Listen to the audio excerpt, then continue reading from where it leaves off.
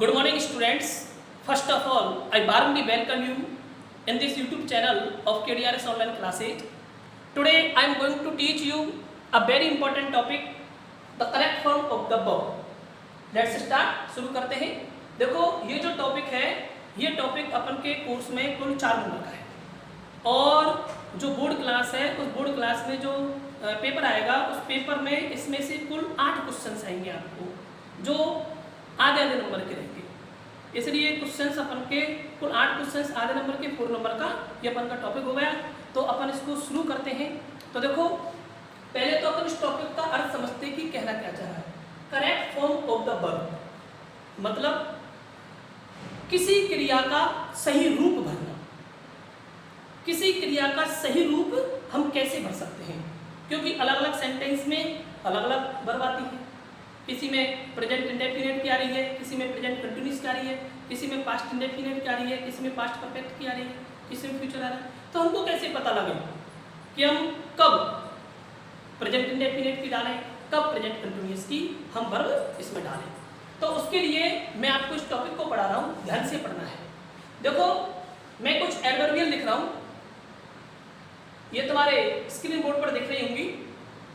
ये एडवर्बियल मैंने लिखा है always, never, often, usually, occasionally, seldom, hardly, scarcely, rarely, barely, once, twice, thrice, on Sundays, Mondays, every day, every week, every month, every year, every decade, every century. अब अपन को एक बात समझनी है कि इन एडवर्बियल में से कोई सी भी एडवर्बियल यदि अपन की किसी भी सेंटेंस में आ जाती है तो अपन को उस सेंटेंस का जो ब्लैंक स्पेस है, जो खाली स्थान है, उसमें अपन को बी फर्स्ट या बी फर्स्ट में एस या ईएस का प्रयोग करना है. मतलब वर्ब की फर्स्ट फॉर्म का प्रयोग करना है या फिर वर्ब की फर्स्ट फॉर्म में एस या ईएस लगाना है.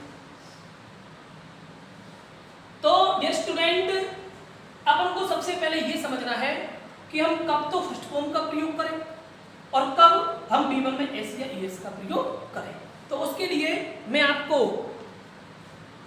एक नोट बतला रहा हूं, उस नोट को बड़े ध्यान से पढ़ना, वो बहुत इंपॉर्टेंट है और आपको पूरे टॉपिक में ये मददगार साबित होगा. तो ध्यान से पढ़ें. यदि किसी भी सेंटेंस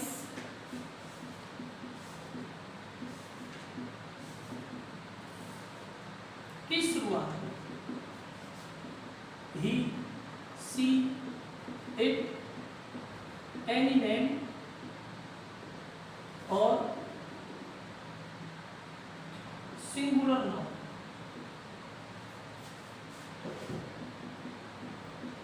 एक वचन संज्ञा. सिंगुलर नाउन मीन्स एक वचन संज्ञा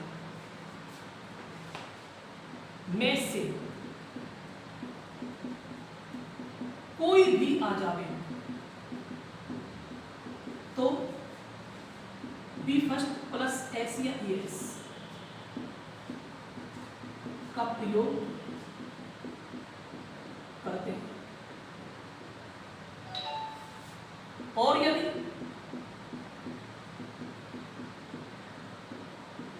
इनमें से कोई भी नहीं आवे तो बी फर्स्ट का प्रयोग करते हैं. ये बहुत इंपॉर्टेंट नोट है आपका और ये आपको पूरे टॉपिक में काम आने वाला है. इसको और मैं आपको एक्सप्लेन करके बतलाऊंगा अगली कक्षा में. जब अपन 1-2 टेंस पढ़ चुके होंगे तब अपन को और भी अच्छे तरीके से ये मददगार साबित होगा. तो देखो, यदि किसी सेंटेंस की शुरुआत में ही आ गया या सी आ गया या इट आ गया या कोई भी एक नेम आ गया, सिर्फ एक नेम, 2 नाम नहीं, एक नेम और सिंगुलर नाउन बोले तो एक वचन संज्ञा, इनमें से कोई भी आ जाए तो अपन को B1 में एस का प्रयोग करना है. और इनमें से कोई भी नहीं आवे, ही सी इट एनी नेम और सिंगुलर नाउन में से कुछ भी नहीं आवे तो अपन को B1 का प्रयोग करना है. ठीक है, तो देखते हैं। अब अपन को एक चीज ध्यान रखनी है कि सबसे पहली बात तो अपन को कोई भी सेंटेंस है उसमें ये देखना है कि उस सेंटेंस में इन एडवर्बियल में से कोई आया है कि नहीं आया। यदि इन एडवर्बियल में से कोई सी भी एडवर्बियल किसी भी सेंटेंस में आ गई तो अपन को पता चल जाएगा कि B1 या B1 में SES का प्रयोग होगा, पहली बात। दूसरी बात, पता लगा लिया एडवर्बियल मिल गई, ये भी पता लगा लिया कि B1 या B1 में SES आएगा। फिर अपन को ये पता लगाना है कि B1 आएगा या B1 में SES आएगा, तो उसका पता अपन कैसे लगाएंगे, इस नोट से। ही सी टेनी नेम सिंगुलर नाउन शुरू में मिल गया तो B1 में SES आएगा, और इनमें से नहीं मिला तो B1 का प्रयोग होगा।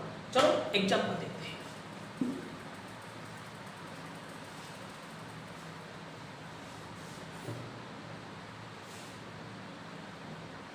फॉर एग्जांपल,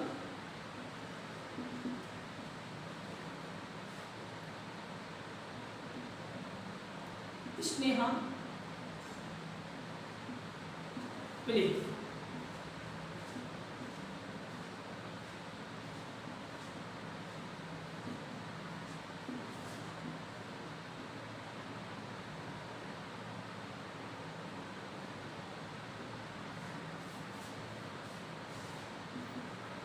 दूसरा सेंटेंस और लिख देता हूं मैं आपको।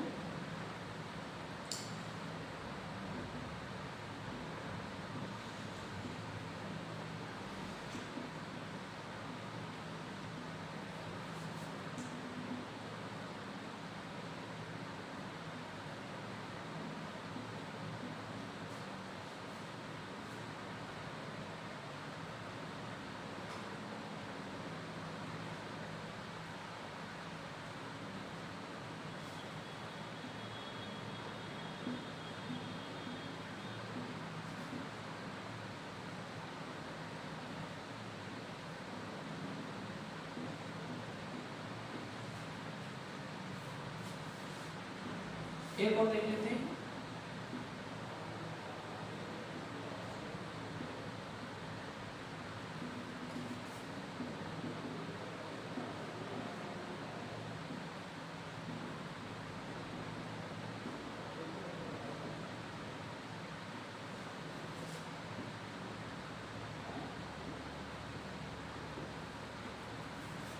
यहाँ पर मैं एडवर्बियल नहीं लिखी थी मैंने, तो यहाँ का दोबारा लिख देता हूँ। समटाइम्स और है,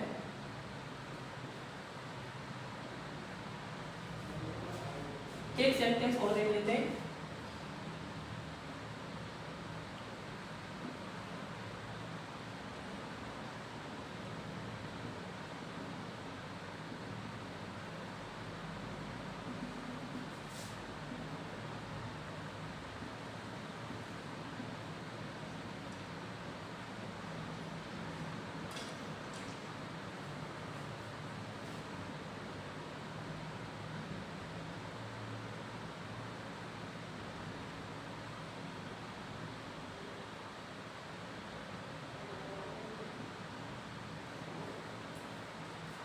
देखिए, जैसा कि मैंने आपको बताया कि सबसे पहले तो अपन को किसी भी सेंटेंस में एडवर्बियल देखनी है, कौन सी एडवर्बियल आ रही है। फिर उस एडवर्बियल के आधार पर आपको पता लगाना है कि कौन सा टेंस आएगा। तो अभी तो अपन पहला टेंस पढ़ रहे हैं, तो देखो इन सेंटेंस को अपन कैसे करेंगे। सबसे पहले सेंटेंस को पढ़ते हैं। Sneha break space play the harmonium in the garden every month. यहाँ पर एडवर्बियल दे रखी है आपको एवरी मंथ। अब ये देखो, ये एडवर्बियल इधर मिल रही है क्या, ऊपर वाला देखो, यहाँ पर ये मिल रहा एवरी मंथ। ये एडवर्बियल मिल गई आपको इधर से एवरी और मंथ। अब एवरी मंथ मिल गया तो अपन को पता लग गया कि फिक्स है इसमें B1 या B1 में SES आए, ये तो फिक्स हो गया। अब अपन को ये कंफर्म करना है कि B1 आएगा कि B1 में SES आएगा। एक बात ध्यान रखना, कोष्टक में हमेशा वर्ब की फर्स्ट फॉर्म दी हुई होती है, ये ध्यान रखने वाली बात है। जो भी कोष्टक में वर्ब आएगी वो हमेशा फर्स्ट फॉर्म में ही आएगी। तो देखो B1 आएगी कि B1 में SES आएगी, तो इसका पता लगाएंगे अपन उस नोट से जो मैंने आपको लिखवाया।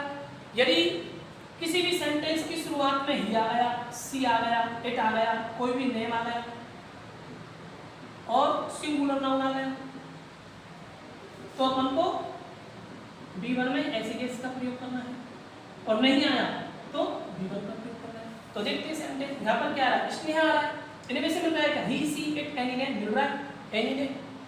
कोई भी नाम आ रहा है, एक नाम आ रहा है, एक ही नाम है, तो अपन को एस वाली का प्रयोग करना है, B1 में एस का प्रयोग करना है। तो यहाँ पर क्या लगा देंगे अपन, प्लीज।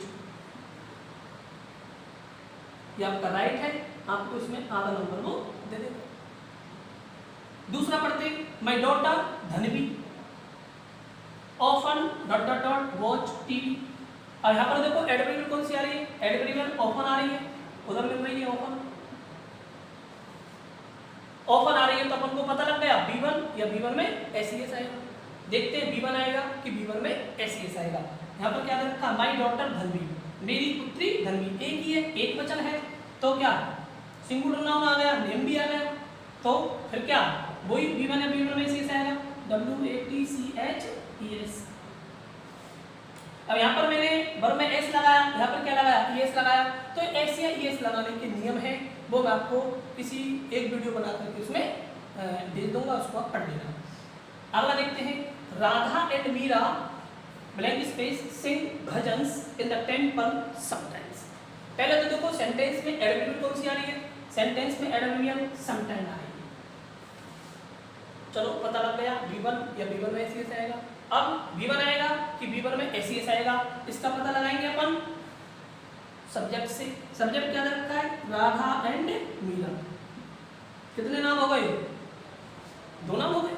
अब इनमें मिल रहा है क्या, देखो ही सी इट एनी नेम एक नाम और सिंगुलर नाउन, मतलब इनमें से नहीं मिल रहा, इनमें से नहीं मिल रहा, तो B1 में SES का प्रयोग नहीं होगा, इसका प्रयोग होगा B1। और मैंने आपको एक बात बताई थी, कोष्टक में हमेशा कौन सी फॉर्म आती है, बी फर्स्ट आती है, तो इसको जोड़ कर तो लिख दो SING सिंग। और देख लेते, the girls of this college dot dot dot perform a dance on stage everyday. यहाँ पर देखो एवरीडे आ रहा है, ये मिल गया एवरीडे। फिर पता लग गया B1 या B1 में SES है। अब पता लगाओ B1 आएगा कि B1 में SES आएगा, तो उसका सब्जेक्ट से पता लगाते हैं। यहाँ पर क्या रखा है, गर्ल्स, गर्ल्स बहुवचन हो गया, प्लूरल हो गया, तो इनमें से नहीं मिल रहा ही सी इट एनी नेम और सिंगुलर नाउन।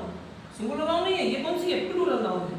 कौन सी नाउन है, प्लूरल नाउन, तो B1 में SES का प्रयोग तो नहीं होगा, इसका होगा B1 का। कोष्टक में हमेशा कौन सी फॉर्म होती है, वर्ब की फर्स्ट फॉर्म। ऐसे अपन कोई भी सेंटेंस आ जा, उसमें जो अपन की एडवर्बियल है उनको अपन पहचानेंगे, उनके आधार पर अपन को क्रिया का सही रूप करना है। 1-2 उदाहरण और देख लेते हैं।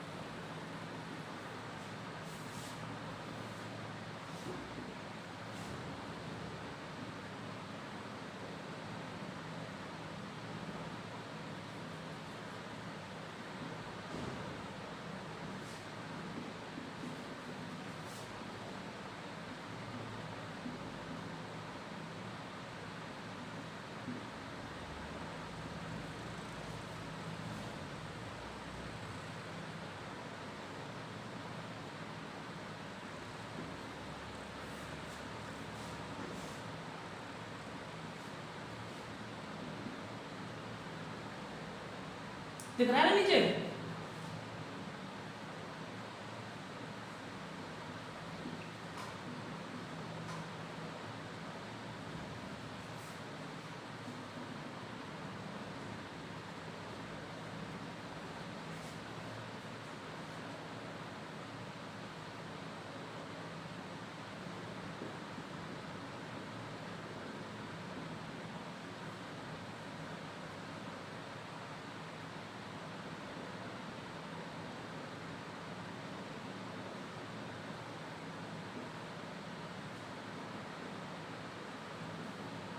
देखिए ये 4 सेंटेंस मैंने आपको लिखे हैं, इनको ध्यान से पढ़ना है अपन को। इसमें मैं आपको कुछ अलग से एक दो नियम बतलाऊंगा, तो ध्यान से देखना। पहला सेंटेंस है not only Puja but also his friends. Not only Pooja, न केवल पूजा बट आल्सो, बल्कि हिज फ्रेंड्स, उसके मित्र, गोन पिकनिक, पिकनिक पर जाते हैं ओकेजनली, यानी कभी कभी। अब यहाँ पर सबसे पहले तो अपन को वही फॉर्मूला बनाना है। एडब्ल्यू पहचानो, एडब्ल्यू कौन सी दे रखी? ओकेजनली दे रखी, तो ये मिल गई, ये। चलो ठीक है, पता लग गया B1 है, B1 में एसीएस आएगा।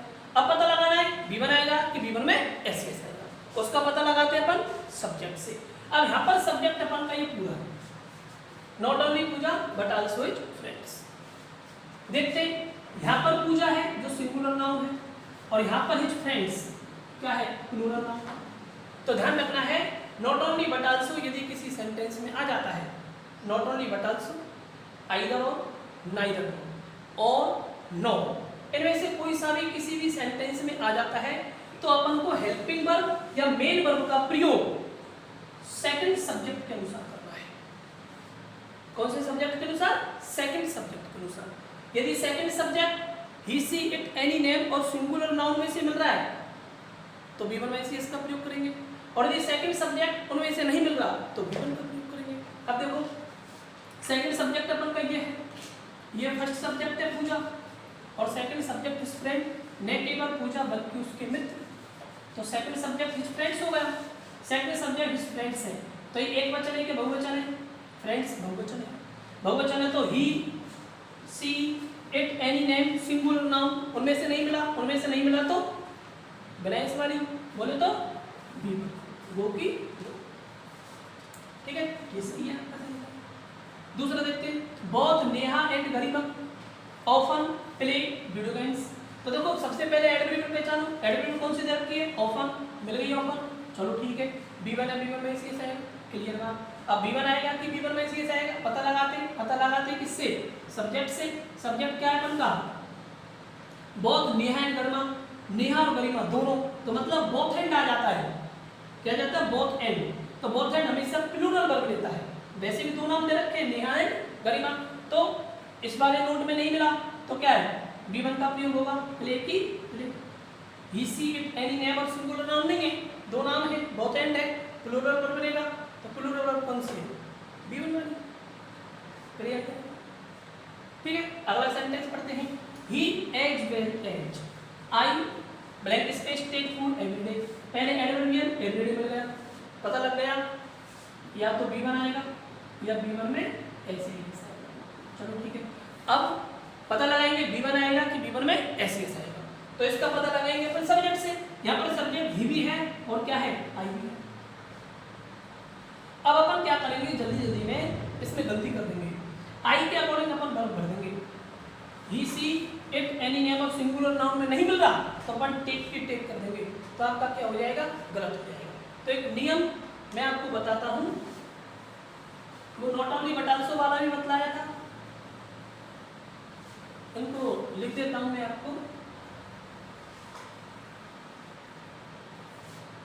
देखिए रूल ए, यदि किसी वाक्य में शुरुआत में not only but also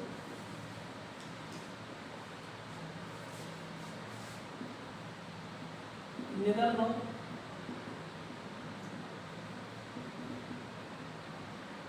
either no or आदि में से कोई भी आ जाए तो HB या MB आपकी जो द्वितीय कर्ता के अनुसार करते हैं। वो उदाहरण मैंने मिटा दिया, वो समझा दी थी मैंने आपको। इससे संबंधित उदाहरण रूल नंबर 2, बोथ एंड के साथ प्लूरल वर्ब B1 का प्रयोग होता है।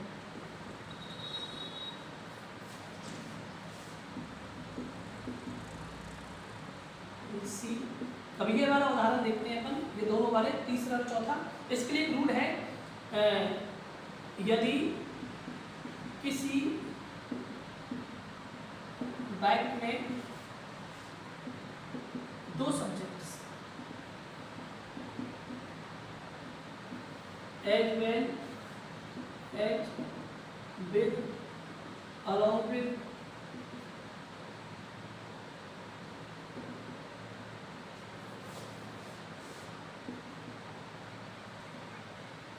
टुगेदर विद एंड नॉट आदि से जुड़े हो तो HB या MB का प्रयोग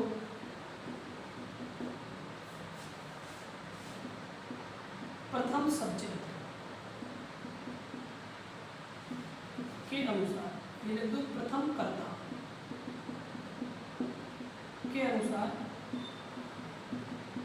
करते हैं।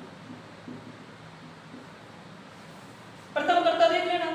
प्रथम कर्ता यदि अपन का उस नोट में मिल जाता है, ही सी इट एनी नेम और सिंगुलर नाउन मिल जाता है तो एस वाली का प्रयोग करना, और नहीं मिलता है तो बिना एस वाली का। तो देखो पढ़ते हैं, यहाँ पर एज वेल जा रहा है, ये नियम आ गया आपका। दो सब्जेक्ट हैं ही और आई, एज वेल एज से जुड़े हुए हैं। अब एज वेल एज आ जाता है तो अपन को हेल्पिंग वर्ब मेन वर्ब का प्रयोग प्रथम कर्ता के अनुसार करना है। प्रथम कर्ता अपन का क्या रखा है, ही दे रखा है। अभी उसमें मिल गया ही सी इट एनी नेम और सिंगुलर नाउन मिल गया तो वर्ब कैसे आएगी, एस वाली आएगी। तो ही के अकॉर्डिंग क्या आ जाएगा, टेक्स। क्लियर है? यहाँ पर आई के अकॉर्डिंग गलती हो जाती है। वरना इधर देखो, द लीडर यानी नेता होता है, अलोंग विद हिज फॉलोअर्स। अब यहाँ पर ये दोनों सेंटेंस, ये दोनों जो सब्जेक्ट हैं वो किससे जुड़ रहे हैं, अलोंग विद से जुड़ रहे हैं। तो अलोंग विद भी लिख रखा है मैंने, पूरा अलोंग विद। अलोंग विद से जुड़ता है तो हेल्पिंग वर्ब मेन वर्ब का प्रयोग प्रथम सब्जेक्ट के अनुसार। तो प्रथम सब्जेक्ट क्या रखा है, द लीडर। इधर देखो सेकंड सब्जेक्ट क्या रखा है, हिज फॉलोअर्स। ये तो बहुवचन है, ये तो प्लूरल है, और ये क्या है, सिंगुलर है। तो जल्दी जल्दी में अपन से गलती हो जाती है कि फॉलोअर्स बहुवचन दे रखा है, बिना इस वाली लिख दो, गलत हो जाएगा। V1 का प्रयोग कर तो गलत हो जाएगा। आपको पहले ध्यान से सेंटेंस को पढ़ना है, देखना है, समझना है, क्योंकि वो इसी तरह से जो एग्जामिनर होता है इसी तरह से अपन के माइंड के साथ में खेलता है। जानते हुए भी अपन गलती कर देते हैं। तो देखो यहाँ पर लीडर सिंगुलर नाउन है तो उसमें मिल गया ही सी इट एनी नेम और सिंगुलर नाउन मिल गया। सिंगुलर नाउन होता तो वर्ब में ऐसे उपयोग करेंगे तो क्या आ जाएगा, गोज, GOES। ठीक है, ये अपन का टॉपिक था। इसमें और मैं आपको आगे पढ़ाऊंगा कि इसमें जो कुछ नियम चलेंगे अपन के, स्पेशल रूल्स चलेंगे, और स्पेशल रूल्स को मैं आपको अगले वीडियो में बताऊंगा। आज के लिए इतना ही, धन्यवाद।